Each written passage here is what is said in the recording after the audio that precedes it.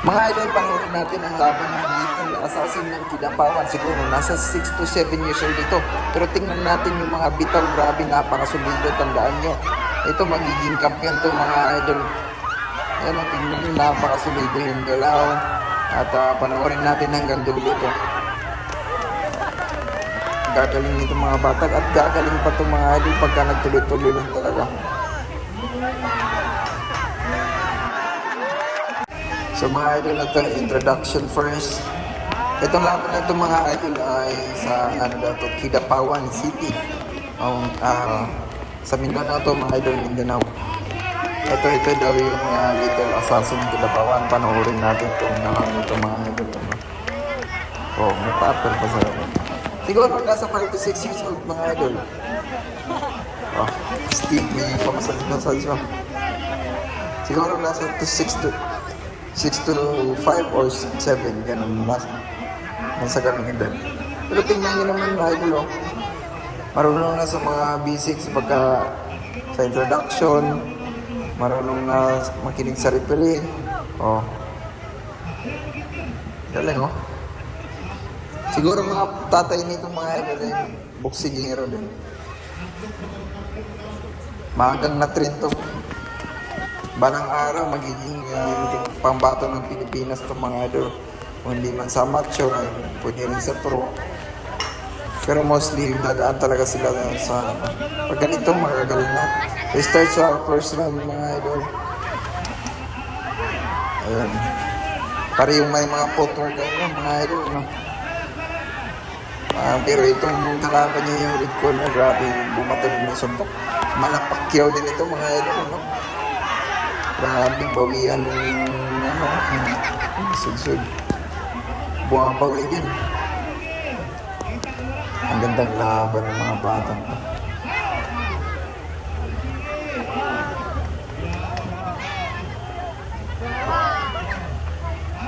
Yung isa may footwork. May diskarte din itong si assassin mga idol. Yung kalaban niya, antok lang talaga. Marami itong bumato. Makamay.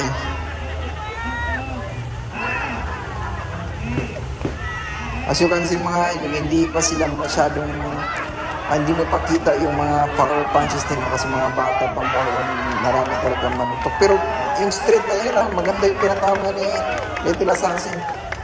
Kumbaga nagpapahin siya ng jab, dalawang jab, and then pinipidalan niya yung straight. Maganda yung patama niya. Puro pala to. Marunong pa magkilig.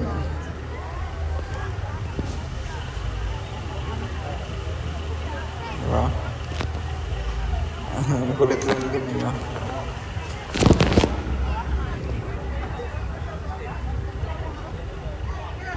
Sige, tingnan natin kung ano magiging ito. Kasmin nito, mga ano.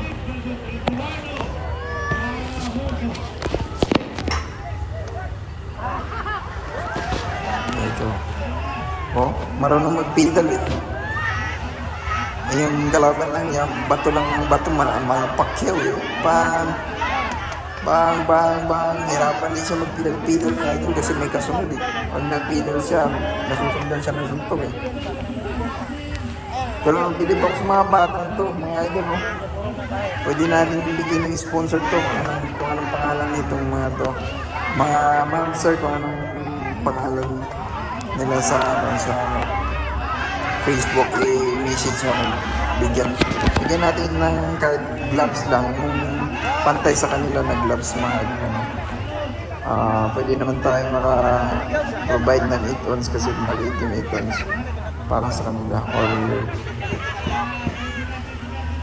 basta maliit na gloves. Kahit kita na ang 8 ounce nga malaki na to, siguro 6 ounce, pero wala masyadong 6 ounce dito mga idol na fabricated yung 6 ounce eh. Ayan, ang ganda ng laban nila dun sa round 2 na yun eh. Nahihirapan din tong si Little Assassin mga idol kasi pagka nagpipidal siya, umaatras siya, may kasunod.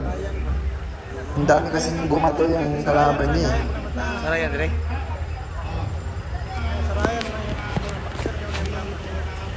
Viral itong mga idol eh. Laging, ano to, daming nag-upload din ito. Ang batang to.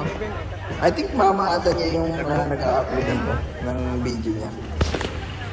Meron akong nakita nito noon eh. Na mama niya ata nag-upload.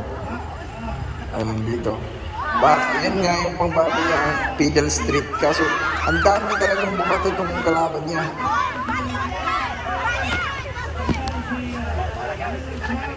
Pero malilinis ang patama nito ng mga Little Assassin.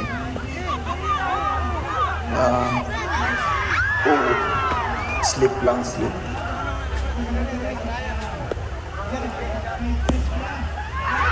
Allah.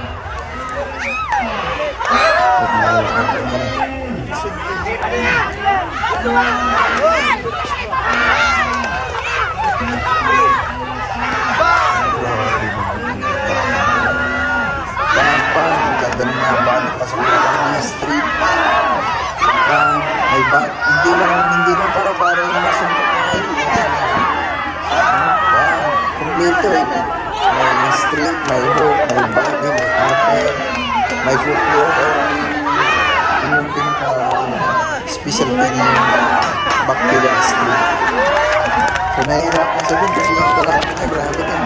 Palaban din. Magaling din. Mga malang araw, lagi yung magkakatapat ng mga ito. At yung gagawin ito na gagawin ito. After na sabi niya, talagang na-train lang mas ito mga ito.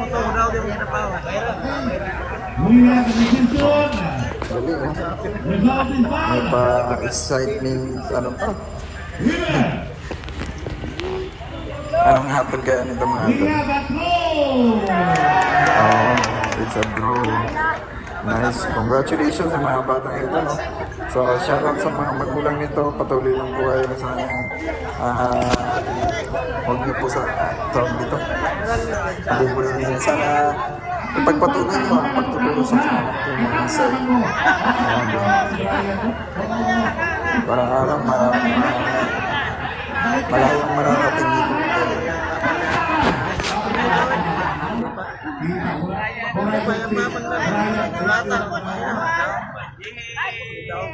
Okay.